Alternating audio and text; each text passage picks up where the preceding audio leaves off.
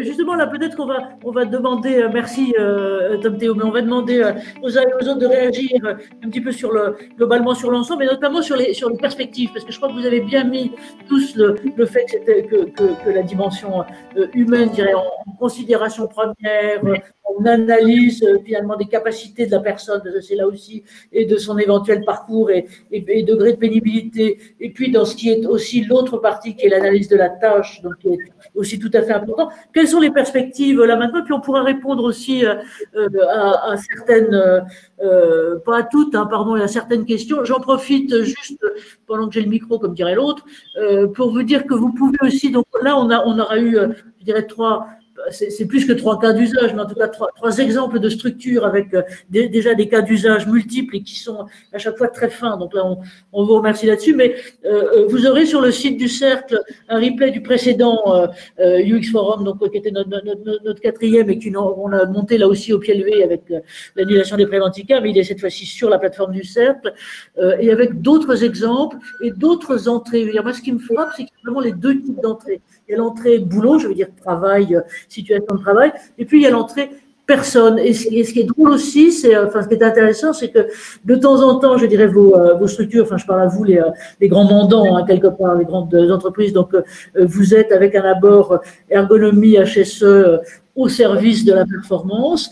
Et puis, il y en a d'autres, et par exemple, lors du dernier, l'un des garçons qui représentait, c'était NJ Solutions, globalement, citons-le, lui, son entrée et son rattachement d'ailleurs hiérarchique, ce qui est intéressant aussi en termes de structure, c'était la mission handicap. Et en gros, l'objectif premier, qui était finalement la finalité de sa mission à lui, c'était maintien et réintégration dans l'emploi grâce à des dispositifs d'assistance et notamment les questions d'exosquelette. Donc voilà, maintenant, peut-être, Lionel, si toi tu veux prendre la parole sur les perspectives et puis à vous tous. Alors pour les perspectives, je vais reprendre un peu ce que tu disais, Tom Théo. Je ne crois pas que depuis tout à l'heure, on a entendu qu'on adaptait l'homme au travail. On n'est plus dans ce débat-là depuis longtemps. Au contraire, je pense qu'en termes de perspectives, on doit tendre maintenant à ce que les exosquelettes soient considérés comme des solutions permettant d'adapter le travail à l'homme. Sauf que pour y arriver, il y a encore beaucoup de chemin. Un chemin pédagogique pour expliquer ce qu'est et ce que n'est pas des solutions exosquelettes. Un chemin où justement on doit encore faire des tests, on doit encore faire des expérimentations, on doit encore faire de l'accompagnement pour vraiment inculquer cette culture et cette philosophie autour de l'exosquelette dans les entreprises. Donc effectivement, là-dessus, il faut qu'on soit très vigilant et vous, fabricants, distributeurs, vous êtes vigilants là-dessus et c'est parfait. Nous, en interne, on l'est aussi, de façon à vraiment repenser la situation de travail. C'est pour ça que je parlais tout à l'heure des facteurs organisationnels et humains, parce que ça nous permet justement, avec cette approche-là, de remettre l'individu au centre de la démarche. C'est ça qui doit tendre vers l'avenir. Et quand on aura bien avancé dans X temps, X années, effectivement, les exosquelettes pourront être considérés comme un moyen d'adapter le travail à l'homme. Lors des dernières discussions, il y a quelques temps qu'on a discuté au niveau des commissions AFNOR sur le sujet, on a discuté longtemps pour savoir si effectivement l'exosquelette permettait d'adapter le travail à l'homme. On a répondu à un moment donné que non, pas pour l'instant. Donc on est au point 7 et au point 8, 8 et 9, pardon, les derniers. Mais effectivement, il faut tendre vers ça dans le futur et il faut continuer ce message-là. Oui, je voudrais juste rajouter, avant peut-être de demander à Guérande, qui était le premier à parler, donc il va peut-être avoir envie de reprendre le micro là maintenant, et puis Miloud, vous aussi. Ce que je voudrais juste rajouter, c'est que ce qui est important, je dirais, comme dans toutes ces innovations, j'allais tendance à dire, la sociologue qui parle, c'est qu'il faut déghettoiser ça. C'est-à-dire que le problème toujours, c'est quand on est dans un silo, c'est-à-dire que ça, en gros, ça c'est le problème des HSE, ils résolvent et ils nous emmerdent pas. Et je crois que ce qui est justement important, c'est de le ramener, c'est ce qu'on essaye de faire, si je peux me permettre, avec le UX Forum, dans des problématiques qui sont aussi des problématiques de l'ensemble des acteurs, c'est-à-dire les RH, par exemple, qui ont aussi à se centrer sur ces questions-là, alors que ce soit qu'ils y viennent par toutes les bonnes raisons, hein, que ce soit par la question du handicap, que ce soit par la question cruciale maintenant du maintien dans l'emploi, que ce soit par la question de la pénibilité, qui de démarrage est une question légale. Donc, toutes les entrées sont bonnes à prendre, mais ce qui est important là, c'est qu'il y ait tous acteurs. Et l'autre chose aussi, alors je ne sais pas si on en a en bout de ligne qui sont là, des étudiants. Il y a des étudiants à toi, Lionel, donc qui sont en ergonomie et en STAPS plus particulièrement.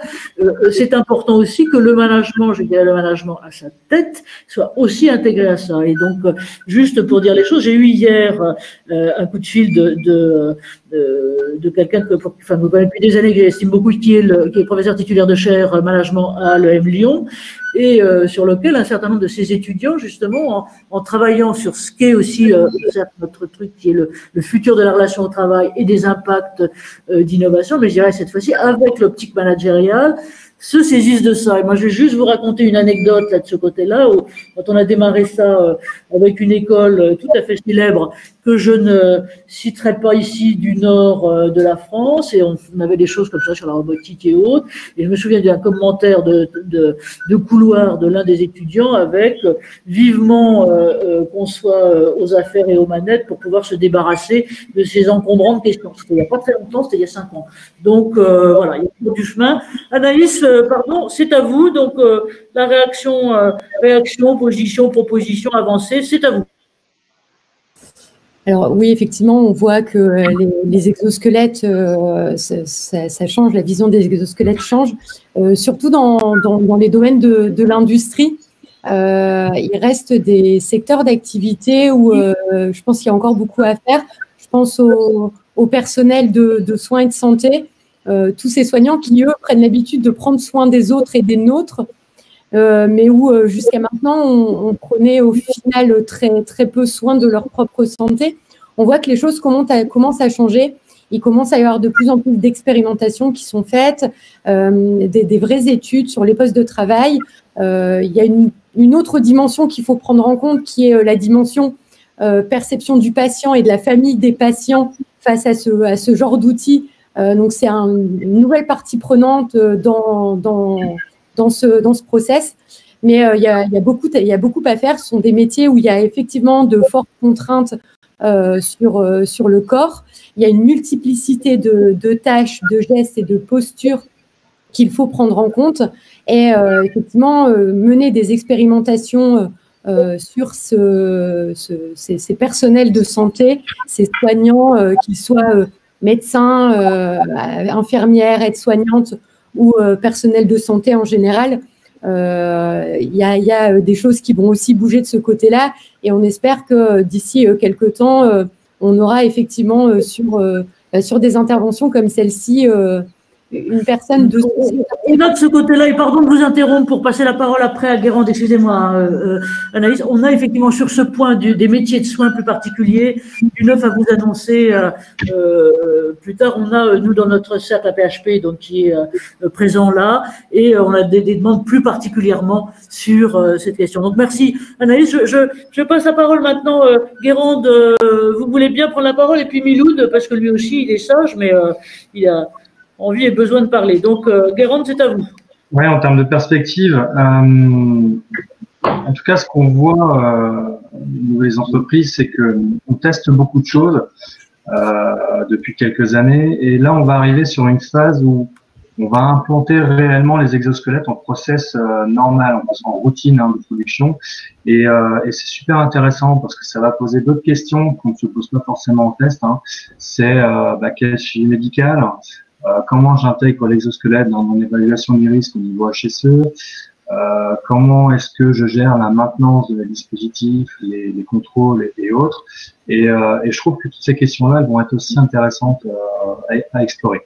Et ça n'empêche derrière qu'on va quand même continuer à faire une veille technologique des dispositifs. On va pouvoir explorer, tester des choses. On a parlé de mesures objectives. C'est vrai qu'on a beaucoup de faits subjectifs, le ressenti de l'opérateur, mais il y a aussi des mesures objectives avec des capteurs et des capteurs physiologiques qui vont nous permettre d'objectiver des mesures, à la fois en laboratoire, comme on peut voir avec le groupe ACNOR et l'INRS, mais aussi sur le terrain avec les différentes entreprises. Donc, je trouve ça intéressant, à la fois pour les grandes entreprises comme on représente aujourd'hui, mais aussi pour toutes les petites entreprises qui n'ont pas forcément d'ergonome en interne, qui n'ont pas forcément des ressources, mais qui ont quand même des besoins. Donc, je pense que voilà, c'est en train de se diffuser, c'est encourageant et l'idée c'est qu'on puisse s'enrichir mutuellement de tout ça. Voilà.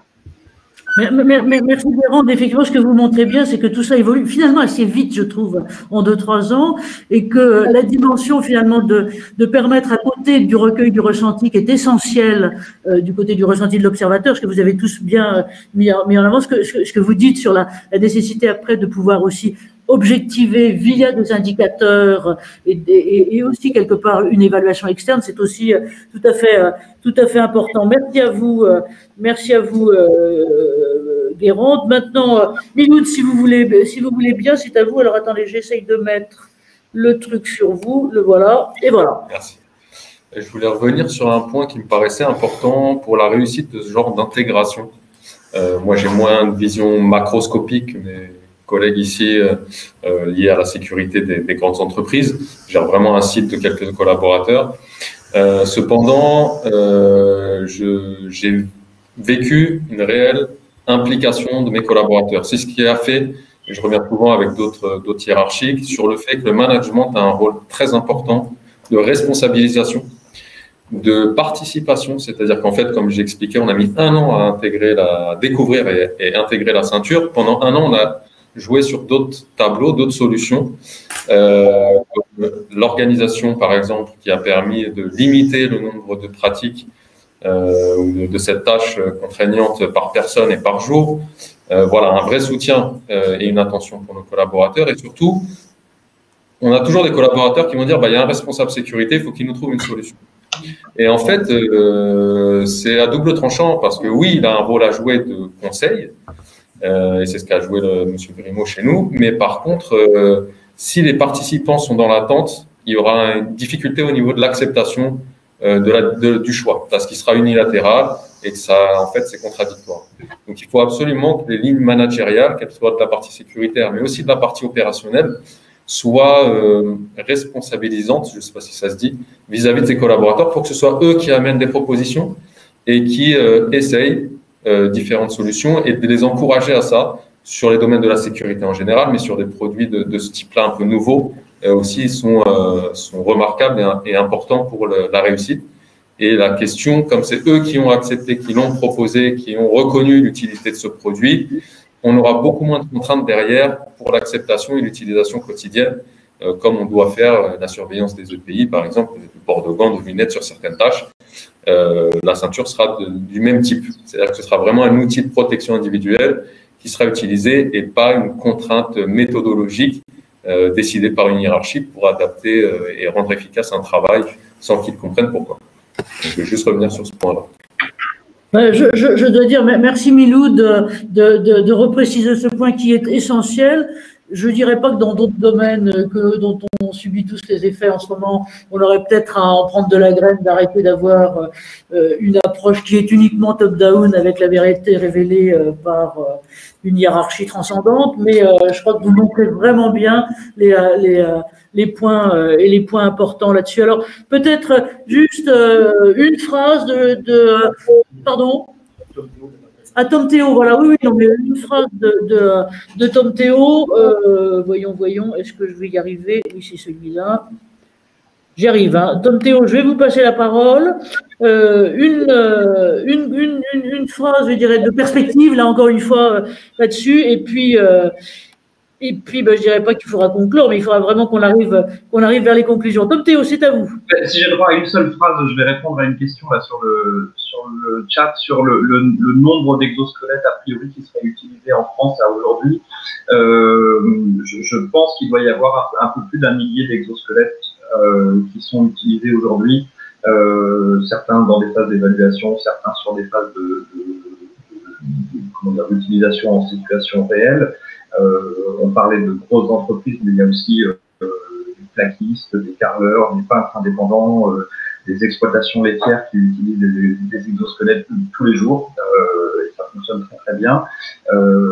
Et puis en termes de perspective, je voudrais quand même faire remarquer qu'il y a 6 ans, quand le bio a commencé, il y avait probablement une dizaine d'acteurs sur le marché, dont certains étaient encore rendus à l'étape de prototypage d'exosquelettes. Aujourd'hui, on voit des dizaines d'acteurs par région du corps où un exosquelette existe. Et donc c'est très encourageant, ça challenge un petit peu tous les fabricants, ça oblige les sociétés utilisatrices à benchmarker, à tester, à essayer. Et je trouve que ça va dans le bon sens pour les utilisateurs finaux, les opérateurs et les opératrices qu'on utilise. Merci à vous, merci Tom Théo. Lionel, un mot de ta part. Juste pour compléter un petit peu, effectivement, si on conçoit l'exosquelette comme une structure physique qu'on met sur le corps, Tom Théo t'a dit un peu plus d'1 millier. Moi, j'intègre les exosuits là-dedans. Donc, si on intègre par exemple le GDPR, que je considère comme parmi des dispositifs d'assistance physique, rien que la SNCF au matériel, on en a acheté largement plus de 1000. Donc, on explose les compteurs. Et avec tout ce qu'ils ont déjà vendu dans les entreprises, on peut dire plusieurs milliers. Mais après, tout dépend de la définition que l'on met sur l'exosquelette. Et c'est pour ça qu'il faut mieux parler de dispositif d'assistance physique et bien définir ce qu'est l'assistance physique. Donc, c'est difficile de donner un chiffre par rapport à ça. Mais comme dit Tom Théo, il y a beaucoup de nouveaux entrants, il y a beaucoup de solutions qui arrivent sur le marché. Voilà, j'en ai encore sourcé des étrangères qui me plaisent beaucoup.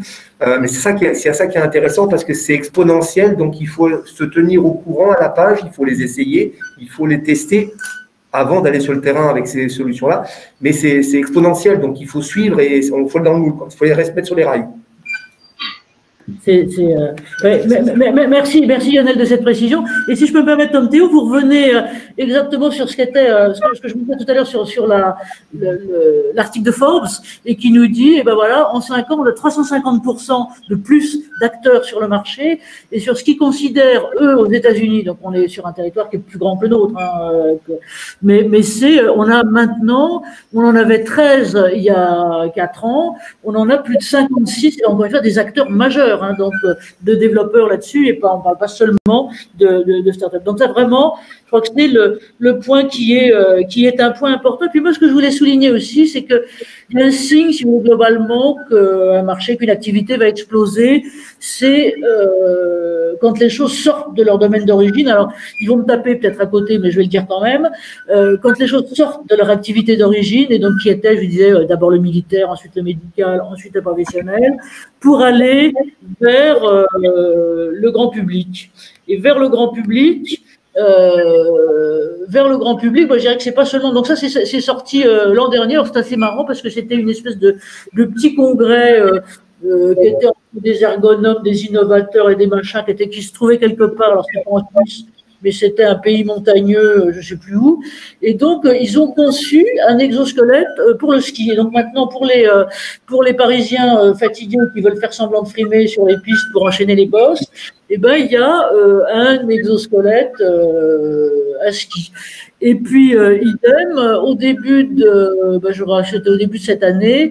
Donc, vous savez vous connaissez tous Alibaba et donc qui est l'énorme plateforme chinoise de distribution. Et donc, ils ont là aussi leur foire, donc une énorme foire espace-là. Et donc, ils avaient alors un jeune start-upper chinois qui a monté un exosquelette, alors qui spécifie bien, on dit non, c'est pas du tout un exosquelette de travail, c'est un exosquelette pour le loisir. Et donc, il y avait sa petite copine qui soulevait des haltères juste pas possible. Et donc, on voit bien, et ça, c'est toujours le signe, quand vous avez ou un détournement ou une extension vers un marché de consommation et vers un marché grand public, c'est quelque chose qui est important là-dessus. Alors, il y a Tom Théo là qui se met là, mais non, là, je vais garder la main s'il veut bien.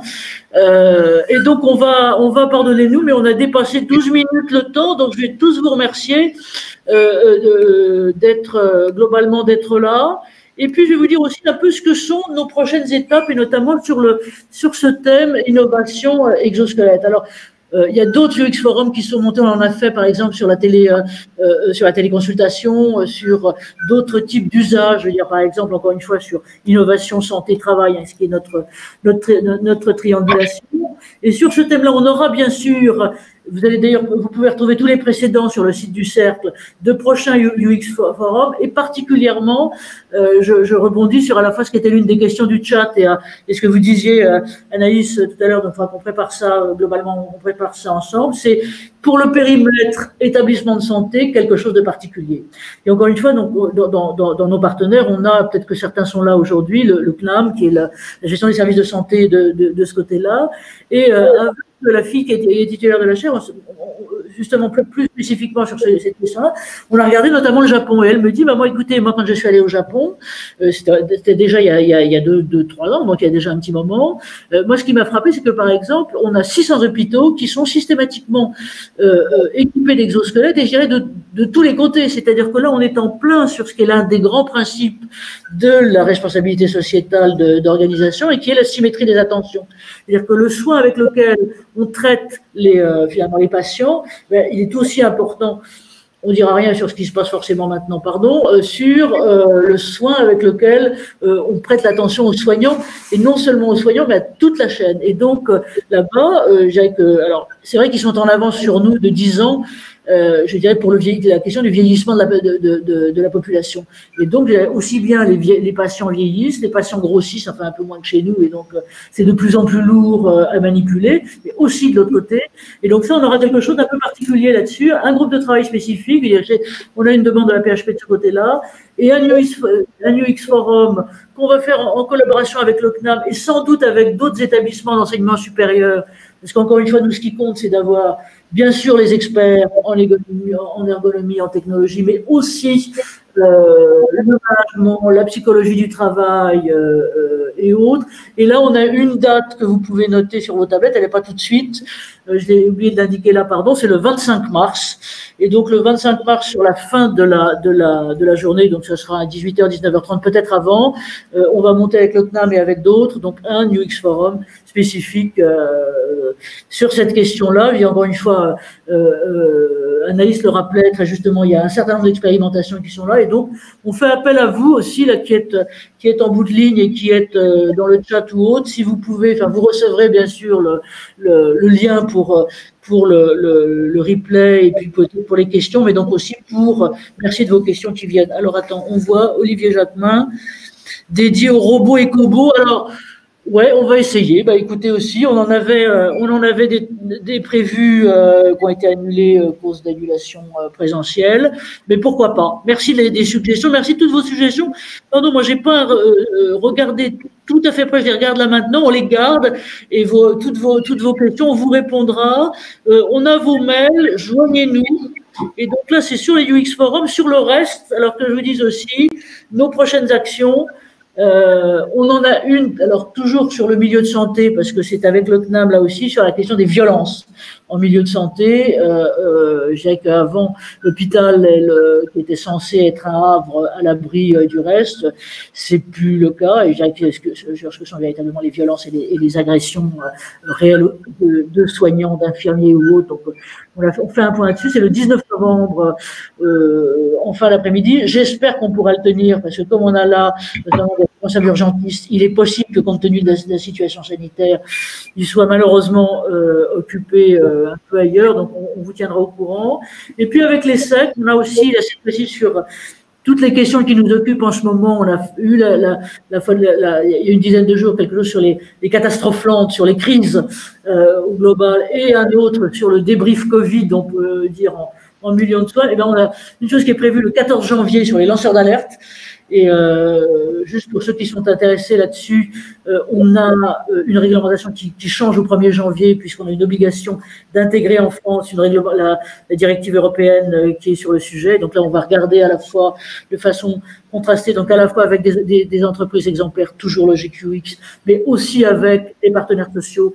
Et là, une fille qui est absolument géniale, pardon de lui faire de la pub, de la CFDT Cadre, qui est aussi une élue au CESE européen là-dessus. Et donc, on aura, avec les SEC, la chaire innovation managériale et excellence opérationnelle, un truc là-dessus. Et puis, une autre de nos obsessions, qui est très importante et sans laquelle on ne peut pas avancer, c'est la question des data. Et qu'est-ce qui me change mes trucs? Là, ça recommence. La question des data et de la gouvernance des data. Vous savez que théoriquement, pour ceux qui sont en entreprise, depuis une loi de 1974, donc qui n'est pas d'une fraîcheur totale, chaque salarié est censé avoir un dossier médical en santé-travail très complet. Nous, on milite pour qu'il puisse converger avec le dossier médical partagé. Donc, on aura un assez gros show à ce moment-là, plus la suite. Voilà. Écoutez, voilà à tous. Merci à tous. Merci surtout à nos intervenants. On les applaudit, on s'applaudit mutuellement. On vous applaudit tous d'être restés et donc on reste en contact avec vous. On aura le replay à partir de lundi. Donc il faut que Xavier, si je peux me permettre, qui est en bout de ligne là, qui est Xavier Gomez qu'on remercie et qui est le manipulateur du tout derrière la plateforme, nous envoie le replay. Mais normalement, donc on l'aura et on l'aura remonté encore une fois pour qu'il soit consommable parce que c'est difficile d'avoir 1h30, 1h40 d'affilée. Voilà sur l'ensemble. Donc on vous remercie. Merci à vous tous. Et donc je remercie aussi Xavier. Donc on va pouvoir clore cette conférence en vous remerciant tous. Et donc effectivement il y a encore beaucoup de travail et on continue. Merci à vous tous. Merci Xavier. Je vous laisse couper. Vous voulez bien? Il est disparu. Ouais. Voilà. Bon bah écoutez.